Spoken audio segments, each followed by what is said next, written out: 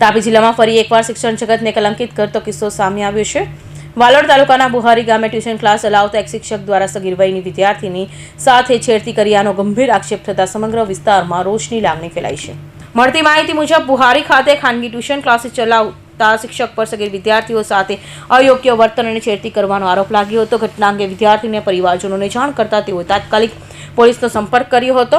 ફરિયાદ નોંધાતા Valod police station દ્વારા ઝડપી કાર્યવાહી હાથ ધરવામાં આવી હતી। પોલીસે આરોપીની અટકાયત કરી કાયદેસરની પ્રક્રિયા શરૂ કરી છે। ઘટનાની ગંભીરતાને ધ્યાનમાં રાખી પોલીસે આરોપીને જાહેરમાં વરઘોડો કાઢ્યો હતો।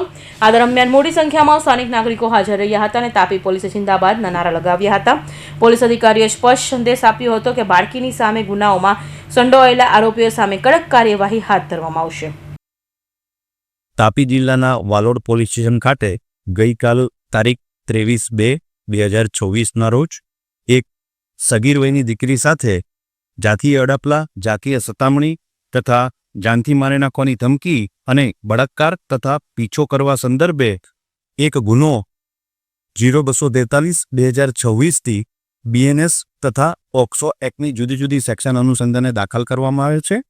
સદર ગુનાના કામે આરોપી મોહમ્મદ અસવદ હૈદર શેખ, ઉંમર વર્ષ 35, રહેવાસી જીન ફળિયું, તાલુકો વાલોડ, જિલ્લો તાપી નાઓની ધરપકડ કરવામાં આવેલ છે।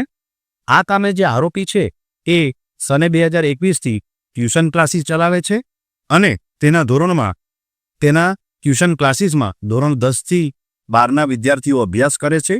આરોપી છેલ્લા 5 વર્ષથી ટ્યુશન ક્લાસીસ ચલાવે છે। સદર ગુનાના કામે આગળની તપાસ ચાલુ છે।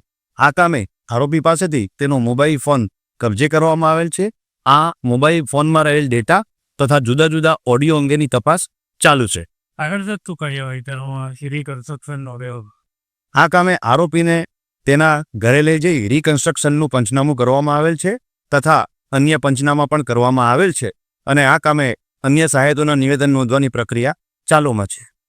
અન્ય કોઈક ફરિયાદી સામે આવે તેવી શક્યતા ખરી? આ કામે ગુનાના સંદર્ભને જોડતી કડીઓમાં કેટલાક સાહેદોના નિવેદનો તપાસમાં ધ્યાન ઉપર આવેલ છે, જેની તપાસ ચાલુ છે। સાહેબ, આ આરોપી પર અન્ય ગુના ગયેલા છે ખરા? આ કામે હાલ સુધી આરોપી વિરુદ્ધમાં અન્ય ગુના દાખલ થયેલો હોય તેવું પોલીસના રેકોર્ડ ઉપર નથી। પોલીસ દ્વારા આરોપી સામે પોક્સો અધિનિયમ મુજબ અધિક સંબંધિત કલમો હેઠળ ગુનો નોંધવામાં આવ્યો છે। સાથે વધુ તપાસ ચાલી રહી છે। પીડિતાને ન્યાય મળે તે માટે જરૂરી કાનૂની કાર્યવાહી હાથ ધરાઈ રહી હોવાનું પોલીસ સૂત્રોએ જણાવ્યું હતું। આ બનાવની શિક્ષણ ક્ષેત્ર સાથે સંકળાયેલા લોકોમાં ચિંતા વ્યાપી છે। વાલોડ તથા આસપાસના વિસ્તારોમાં આ ઘટનાને લઈ ભારે રોષ જોવા મળી રહ્યો છે। સમાજના આગેવાનો અને વાલીઓ દ્વારા દોષિત સામે કડક સજા કરવાની માંગ ઉઠી છે। શાદી પઠાણ, હિન્દ ટીવી ન્યૂઝ, વાલોડ, તાપી।